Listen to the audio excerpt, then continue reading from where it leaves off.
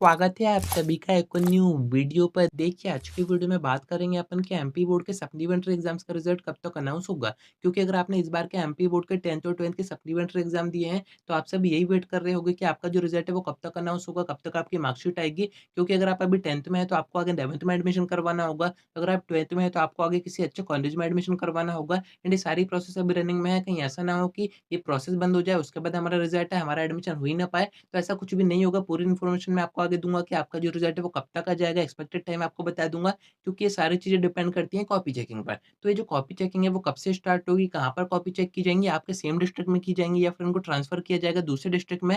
साथ में copy checking कैसी होगी? बोर्ड एग्ज़ामिनेशन में आपने देखा होगा कि काफ़ी ज़्यादा बेकार चेकिंग हुई थी, इसी कारण से काफ़ी सारे बच्चों की सप्लीमेंट्री आ गई थी। तो इन एग्ज़ाम में क्या होगा पूरी इन्फॉर्मेशन मैं आपको आगे देता हूँ। क्योंकि 12th के सभी सब्जेक्ट के एग्ज़ाम एक ही दिन में कंडक्ट हो गए थे। 10th के जो एग्ज़ाम है वो 10 जून से स्टार्ट हुए थे एंड 20 जून तक रहेंगे। यानी कि 20 जून के बाद ही चेकिंग स्टार्ट हो पाएगी। वही पूरी इन्फॉर्मेशन आपको बताता हूँ, वीडियो में एंड तक बने रहिए। नया है तो सब्सक्राइब ज़रूर से कर दीजिएगा, नोटिफ़िकेशन आइकन ऑन करके रखिएगा। सप्लीमेंट्री एग्ज़ाम की सारी अपडेट्स आप तक टाइम पर पहुँच जाएँगी। अब देखिए एग्ज़ाम खत्म होने की बात करें तो 12th के सभी सब्जेक्ट के एग्ज़ाम एक ही दिन में हो गए थे, यानी कि 8 जून को हो गए थे।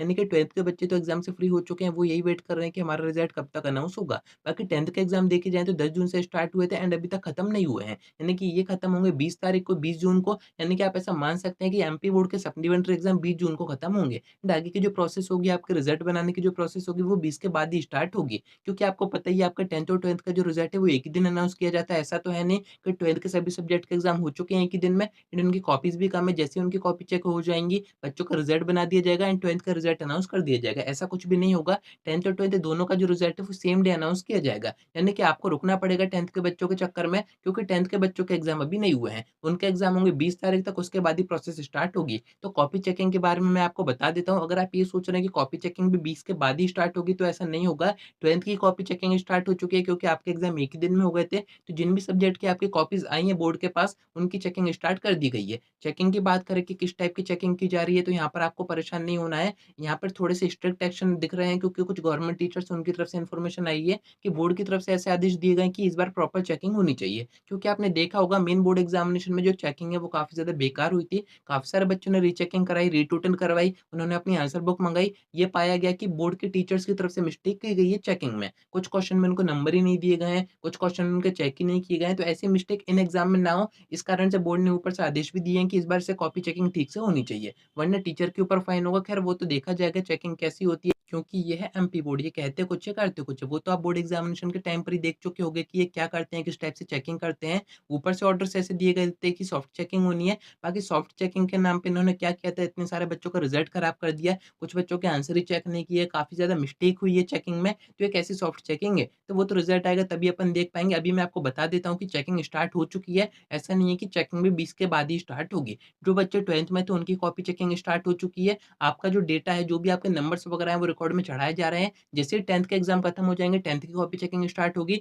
दोनों डेटा तैयार हो जाएगा, इसके बाद इसको एमपी बोर्ड में भेजा जाएगा, वहाँ से वेबसाइट पे अपडेट किया जाएगा, देन आपका रिज़ल्ट अनाउंस किया जाएगा। तो थोड़ा-सा आपको रुकना पड़ेगा, बट फिर भी कितना आपको रुकना पड़ेगा, एक्सपेक्टेड टाइम अगर आप पूछें तो 20 से 30 दिन का टाइम कंज़्यूम होता है एग्ज़ाम खत्म होने के बाद। यानी कि 10th का एग्ज़ाम खत्म हो रहा है 20 जून को, उसके बाद आप 20 से 30 दिन का और एक्सटेंड टाइम कर सकते हैं, उसके बाद ही आपका रिज़ल्ट अनाउंस होगा। यानी कि इस महीने में तो कोई भी उम्मीद नहीं है। नेक्स्ट मंथ अगर आप देखें तो नेक्स्ट मंथ के 2nd या 3rd वीक तक आपका जो रिज़ल्ट है वो अनाउंस हो सकता है। क्योंकि बीच में अभी रुकजननी एग्ज़ाम्स हुए थे, उसका फर्स्ट रिज़ल्ट अनाउंस किया जाएगा, उसके बाद ही आपका रिज़ल्ट अनाउंस होगा एंड उनकी भी अभी तक कोई डेट नहीं आई है, तो आपका डेट तो अभी कुछ बता ही नहीं सकते हैं अपन अपनी तरफ से। यानी कि अभी तो आप एक्सपेक्टेड नेक्स्ट मंथ का 3rd वीक मान सकते हैं कि उस टाइम तक आपका जो रिज़ल्ट है वो अनाउंस हो जाएगा। बाकी ये डिपेंड करता है चेकिंग के ऊपर। चेकिंग के बारे में मैंने आपको बता ही दिया, इसमें ज़्यादा देरी नहीं की जाती है, क्योंकि दोनों ही बोर्ड से डिफरेंट है। सप्लीमेंट्री एग्ज़ाम कंडक्ट करवाए हैं एमपी बोर्ड ने and MP board he checking का काम करेगा, आपका रिज़ल्ट बनाने का काम करेगा। बाकी रुकजननी एग्ज़ाम्स कंडक्ट करवाए थे एमपी ओपन बोर्ड ने एंड उनकी चेकिंग, उनका जो रिज़ल्ट है वो एमपी ओपन बोर्ड ही बनाएगा। दोनों को मिक्स यहाँ पर नहीं किया जाता है, तो दोनों का जो रिज़ल्ट है वो टाइम पर आ जाएगा। अब यहाँ पर काफ़ी बच्चे सोच रहे होंगे कि हमारी जो कॉपीज़ है वो क्या दूसरे डिस्ट्रिक्ट में जा रही हैं चेक होने, तो ऐसा कुछ भी नहीं हो रहा है। जहाँ पर आपके चेकिंग सेंटर बनाए गए हैं वो उसी डिस्ट्रिक्ट में है जहाँ पर आपने एग्ज़ाम दिए थे, यानी कि जहाँ पर आपका सेंटर आया था वहीं पर आपकी कॉपीज़ चेक की जा रही है। तो थोड़ा-सा वेट आपको करना पड़ेगा, ज़्यादा देरी इसमें नहीं की जाएगी एंड आपकी जो मार्कशीट है वो आपके रिज़ल्ट के 15 से 20 दिन बाद तक आपके सेंटर पर या फिर आपके स्कूल में आ जाएगी। तो वहाँ पर आपको परेशान नहीं होना है, जो एडमिशन रहेंगे वो उस टाइम तक भी स्टार्ट रहेंगे यानी कि एक्टिव रहेंगे, आप एडमिशन करवा सकते हैं। ऐसा नहीं है कि एडमिशन बंद हो जाएँगे, एडमिशन जो होते हैं वो सितंबर तक भी रहते हैं स्टार्ट। यानी कि आपका जो एडमिशन है वो बड़े ही आराम से हो जाएगा। बाकी अगर आप पूछे कि आपको जो रिज़ल्ट है वो कहाँ पर चेक करना है, तो आपको एमपी बोर्ड की वेबसाइट पर ही चेक करना है। जैसे आपने बोर्ड एग्ज़ामिनेशन का चेक किया था, वैसे सेम प्रोसेस रहेगी, आपको सप्लीमेंट्री एग्ज़ाम्स का रिज़ल्ट वहीं पर चेक करना है। तो उम्मीद है कि आपको सारी बातें समझ में आ गई होंगी। आज की वीडियो में इतना ही। कोई और आपको डाउट हो, कुछ और पूछना हो तो आप कमेंट करके या फिर आप मुझसे इंस्टा पे डीएम करके बात भी कर सकते हैं।